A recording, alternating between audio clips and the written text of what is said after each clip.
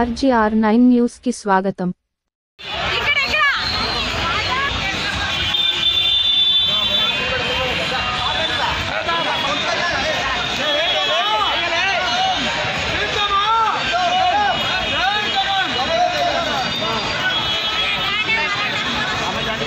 ఉన్న వాళ్ళందరూ కూడా డబ్బు కట్టే పని లేదు, కరెంటు బిల్లు అని చెప్పేసి కూడా నేను చెప్పడం జరుగుతూ ఉంది. మన రాష్ట్రంలోనే మన ముఖ్యమంత్రి గారే ఆధునిక మెడికల్ కాలేజ్ తెచ్చింది ఎవరు? సాయి ప్రసాద్ రెడ్డి. ఆధునిక ఇంజనీరింగ్ కాలేజ్ తెచ్చింది ఎవరు? ఆధునిక డిగ్రీ కాలేజ్ తెచ్చింది ఎవరు? ఆధునిక మైనార్టీ కాలేజ్ తెచ్చింది ఎవరు? ఆధునిక పాలిటెక్నిక్ కాలేజ్ తెచ్చింది ఎవరు? ఇన్ని మన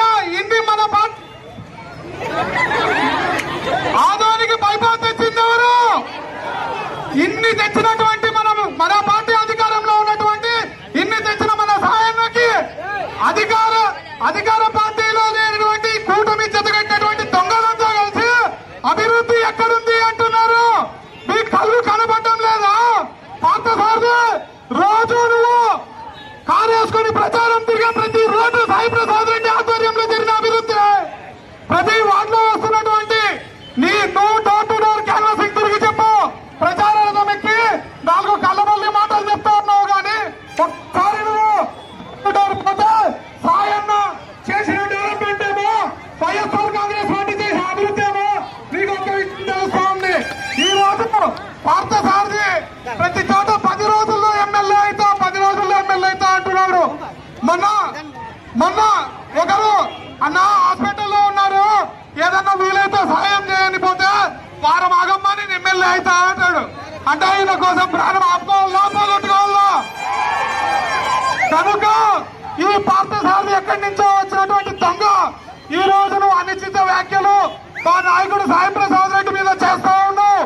నువ్వు సాయి ప్రసాద్ రెడ్డి ఓపికతో ఉంటాడేమో, ఆయన కార్యకర్తలు ఆయన అభిమానులు మాత్రం ఉంటారు. దయచేసి నువ్వు ఈ 3 రోజుల ప్రచారంలో నువ్వు చేయబోయే మంచి చెప్పుకో, నీ కష్టం చెప్పుకోగానే సాయి ప్రసాద్ రెడ్డి విమర్శిస్తే నీ అంతు చూస్తారని వైఎస్ఆర్ కాంగ్రెస్ పార్టీ కార్యకర్తలు తెలియజేస్తా ఉన్నారు. జై జగన్.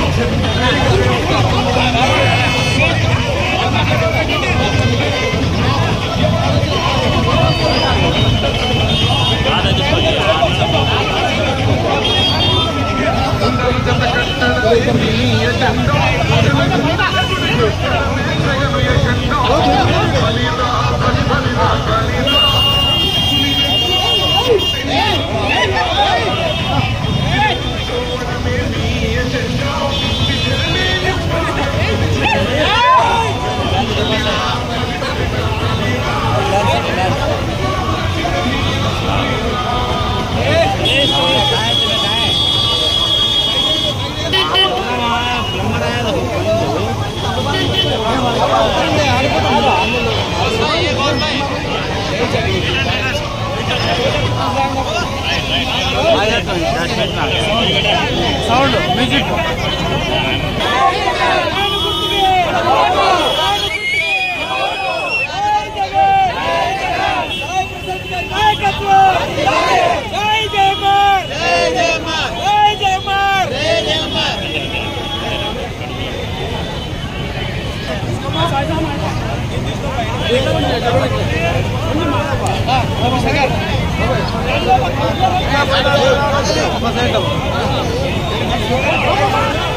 ఈడ